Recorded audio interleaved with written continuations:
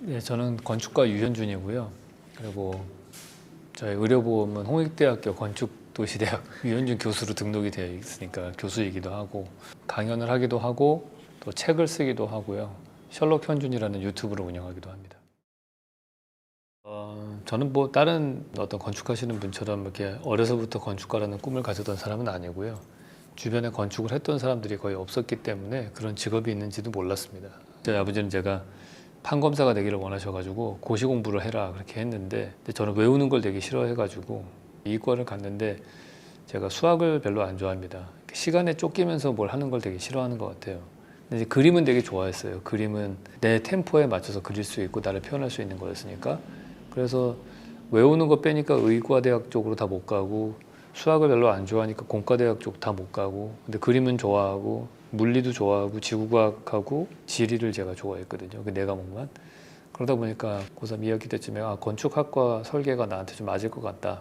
막판에 결정을 했습니다. 학교 다닐 때는 그냥 디자인하고 설계하고 내 생각을 발표하는 게 재밌어가지고 열심히 했던 것 같고요. 근데 실제로 건축가가 되는 일은 녹록지 않습니다. 왜냐하면은 건축주가 와서 저한테 건축 프로젝트를 의뢰를 해야 되는 일이기 때문에 그게 내가 나 건축가로 살아야지 한다고 해서 내가 될 수 있는 문제는 아니기 때문에 일단 학교를 졸업한 다음에는 갈 수 있는 이제 유명한 건축가 밑에서 맨 처음에는 일을 실무를 배우기 시작을 했죠.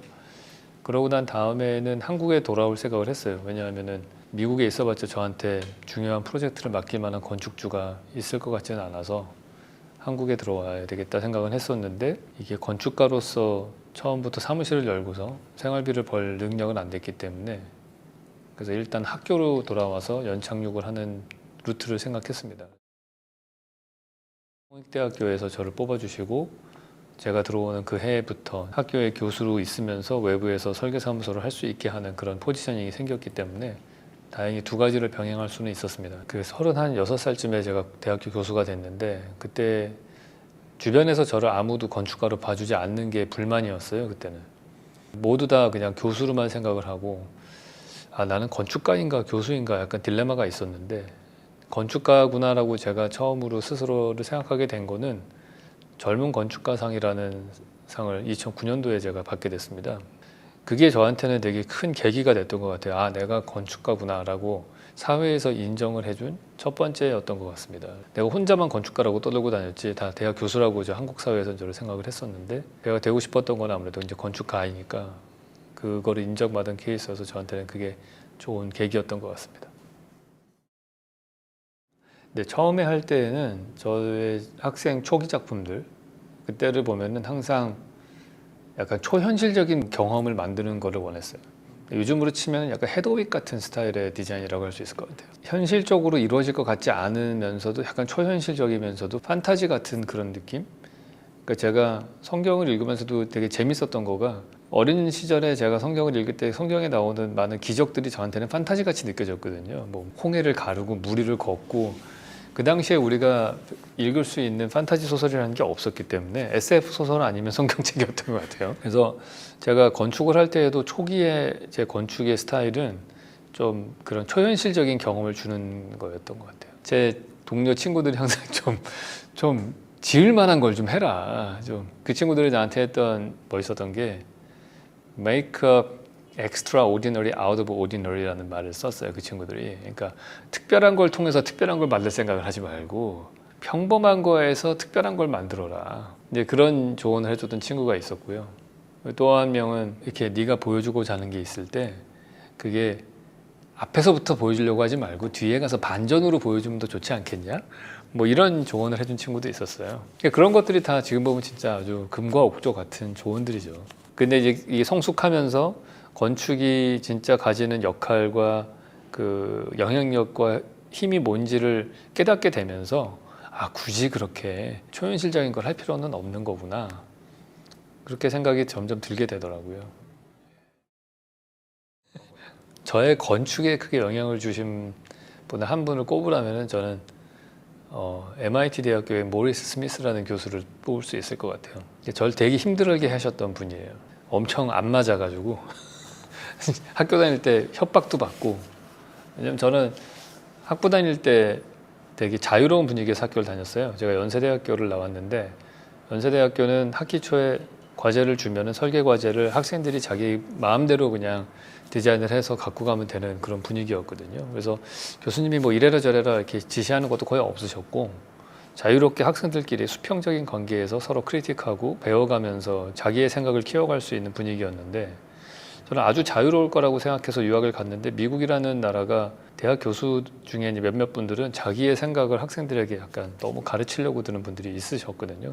그 대표적인 분이 그 교수님이었습니다. 그 저항이 저는 되게 많았어요. 제가 원하는 내가 그 당시에 관심 있는 것들, 하고 싶었던 디자인 스타일 뭐 이런 것들이 있을 텐데 그걸 하려고 하는데 계속 부정적인 크리틱을 하셔가지고 근데 제가 왜 그분에게 영향을 많이 받았다고 하냐 하면은 그분에게 한 학기 동안 공부하는 동안에는 사실은 거의 그분이 하는 얘기를 제가 받아들일 수가 없었는데 그 학기가 끝나고 나서 돌아오는 여름방학 때 처음으로 제가 유럽 여행을 가게 된 거예요. 근데 유럽 여행을 가서 그 많은 유럽의 오래된 도시들과 건축물들을 보니까 아 그분이 얘기한 게 이런 거였구나 라고 그때 깨닫게 되더라고요. 그래서 중국하고 유럽 뭐 이런 데를 다니게 되면서 아 이분이 말씀하셨던 그 건축의 보편적인 방향성과 뭐 이런 것들 이런 걸 말씀하셨던 것 같다. 그때가 제가 이제 건축을 때려칠 생각을 한참 할 때였어요. 모래시계라는 드라마 보고서 검사나 이런 걸 해야 되는 게 아니냐 막 이런 생각을 해서 건축가가 진짜 하찮은 직업인 것 같다고 느낄 때였기 때문에 그런 면에서도 그 교수님하고도 되게 충돌이 많았거든요. 우리가 뭐 기껏 디자인하는 게 뭐 그렇게 대단한 거냐. 네모나게 하고 세모나게 하는 게 무슨 영향이 있는 것이냐 이 사회에.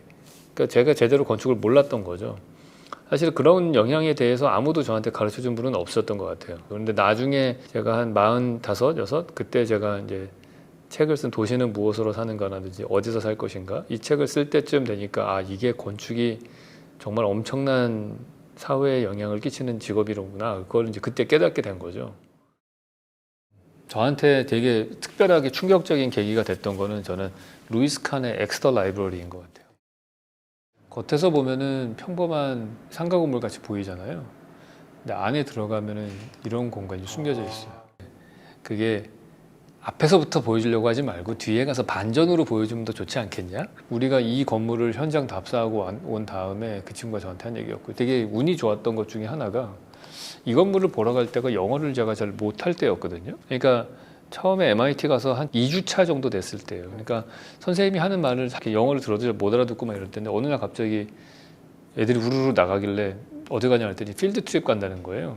그래서 우리 반 학생들이 한 10명 정도 됐는데 한 30분 차를 타고 북쪽으로 갔어요. 그러고서 이 건물을 보러 간 거였는데 이 건물을 사실은 저는 학부 다닐 때 얼핏 본 기억은 있는데 무슨 대학교 도서관 건물이라고 생각을 했거든요. 우리 어디 가냐 했더니 뭐 필립스 엑스터 고등학교에 간다는 거예요. 그래서 도착해가지고 어디 가는데 뭐 이 건물이 하나 있더라고요. 그래서 여기로 들어가서 이렇게 쭉 걸어간 다음에 문이 숨겨져 있어요. 들어가는 문이 안 보여요, 잘.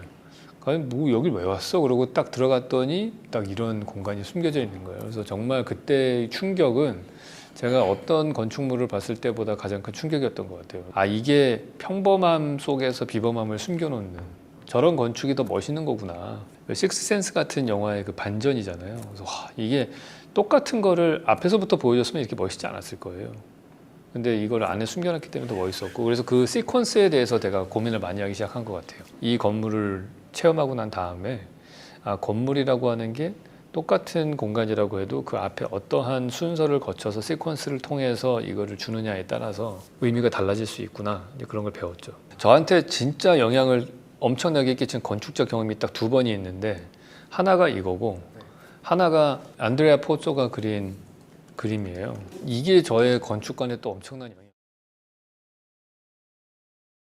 전 여행 갈 때 절대 계획을 안 세워요. 뭘 볼지 이런 것들을 알고 가면 재미가 없기 때문에 그거는 진짜 숙제하러 가는 거잖아요. 그러니까 전혀 계획 안 세우고 간 다음에 그냥 닥치는 대로 보는 스타일이에요. 그래서 되게 중요한 거 못 보고 오는 경우도 많아요. 여기 같은 경우에는 로마에 갔을 때 그냥 모르고 갔다가 날씨가 더운 여름이어가지고 그냥 좀 시원하게 그늘로 들어가려고 성당에 아무데나 가까운 데 들어간 거예요. 딱 들어갔다가 몇 발자국 걸어 들어간 다음에 고개를 딱 들었는데 이 천정화가 딱 있었어요. 이게 투시도 기법에 의해서 딱 밑에 섰을 때 이게 뻥 뚫려 보이잖아요. 근데 미리 알고서 이렇게 고개를 들고 갔으면 아마 감동이 없었을 텐데 이것도 역시 시퀀스가 중요한 거죠. 모르고 쭉 갔다가 고개를 딱 들었는데 진짜 하늘이 뚫린 줄 알았어요. 이때 처음으로 제가 건축이 공간이라고 하는 게 물리력이 아니고 인간의 뇌가 만들어낸 의식의 산물이구나, 이제 그렇게 접근을 하기 시작을 하면서 다른 건축과는 다른 공간관을 가지게 된 것 같아요. 피지컬 스페이스와 가상 공간을 한 번에 어우러서 통합적으로 보는 그런 시각을 가지게 된 것 같아요. 건축이라고 하는 거가 우리가 항상 훈련을 받는 거는 왜 그러냐라고 질문을 많이 받아요. 그러니까 저도 옛날에는 그 이해가 잘 안 갔어요. 뭐 대학원 다닐 때도 그렇고 설계 스튜디오를 하면은 맨날 그때 하버드에서도 하는 얘기가 우리는 결과물보다 과정이 중요해. 맨날 이런 얘기를 많이 했거든요. 프로세스가 중요하다. 근데 그걸 다른 말로 풀어서 설명을 하면은 생각하는 방식이 중요하고 생각하는 힘을 키우는 게 중요하다, 그거겠죠. 여기서 뜬금없이 막 이렇게 짠 하고 멋있는 게 나오는 게 아니고 여기서 이렇게 해서 이렇게 생각을 했더니 이렇게 해서 이게 나와야 되는 거예요. 그러니까 내가 만들어내는 창작물에 대해서 왜 그렇게 만들어졌는지 나의 생각의 프로세스를 이해를 해야 되는 거예요. 그리고 그걸 설명할 수 있어야 되고 그 논리 중에 결함이 보이면은 수정할 수 있어야 되고 그러면 결과가 또 다르게 나오겠죠. 그래서 끊임없이 우리는 뭘 디자인을 하면은 이걸 왜 그렇게 만들었는지에 대해서 질문을 받거든요. 도전을 받고 그러다 보니까 항상 모든 것에는 무슨 이유가 있겠구나라고 가정하에 시작을 하는 거예요. 저는 되게 멋있는 납골당 같은 걸 한번 만들어 보고 싶어요. 학부 다닐 때 졸업 설계 주제가 약간 그런 거였거든요. 사색의 공간 이런 거였는데 현대 사회에서 현대인들이 생각해 보면 가장 근본적인 문제가 내가 죽을 거란 생각을 평소에 잘 안 하면서 산다는 게 문제인 것 같아요.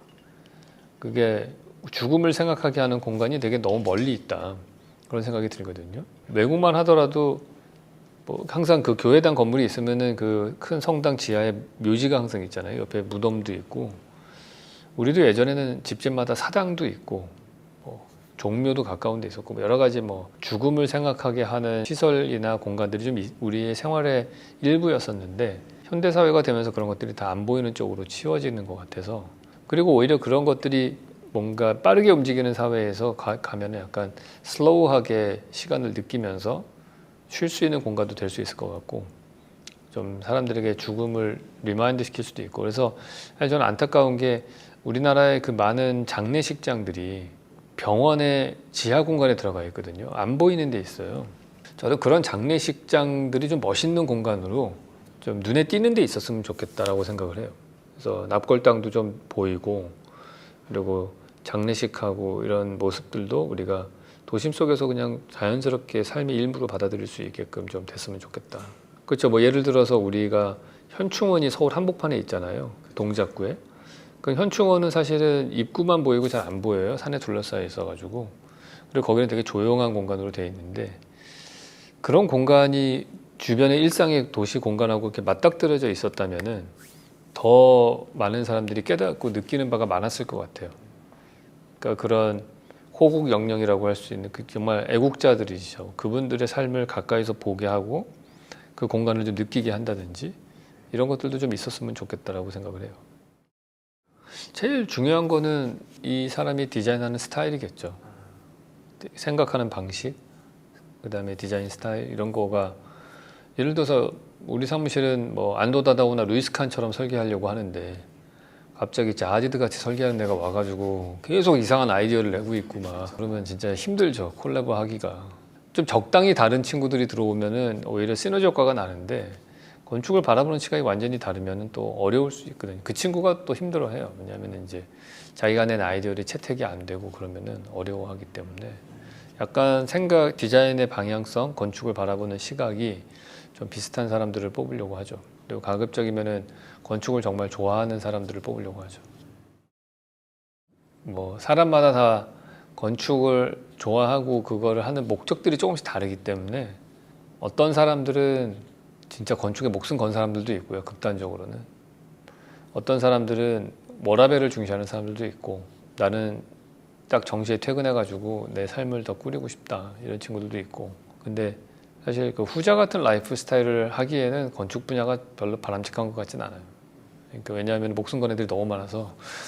근데 저는 그거는 굳이 이거는 건축 설계 분야뿐만이 아니고 그냥 모든 분야에 다 해당된다고 보는데 본인이 나는 그냥 워라밸을 하면서 1인분만 하면서 편안하게 살고 싶다. 그럼 그렇게 사셔도 돼요.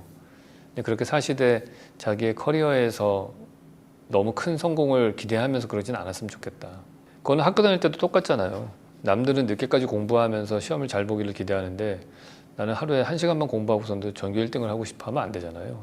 가치관이 다른 거죠, 그거는. 나는 그냥 친구들하고 좋은 교우관계 지내면서 체육 시간에 축구 열심히 하면서 살고 싶다. 그럼 그렇게 하면 되죠.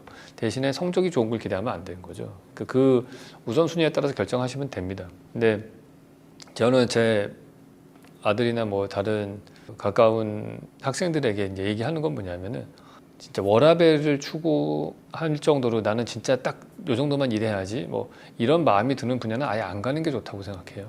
그거는 본인의 적성에 안 맞는 분야일 수 있어요. 제가 볼 때는. 만약에 정말 자기의 적성에 맞고 재능에 맞고 그리고 나 이걸 통해서 삶의 의미도 한번 찾아보고 싶다라고 하는 분야라면은 그렇게 워라밸 추구하면서 안 살게 될 겁니다. 삶의 목적이 될 수 있기 때문에 그 하는 일 자체가. 근데 사실 그런 라이프도 되게 좋아요. 왜냐면 그걸 통해서 세상에 기여하고 거기서 보람을 얻는 일들도 있거든요. 그렇기 때문에 좀 내가 정말 몸을 좀 불사를 수 있을 만한 욕구가 드는 그런 분야를 잘 택하셨으면 좋겠다.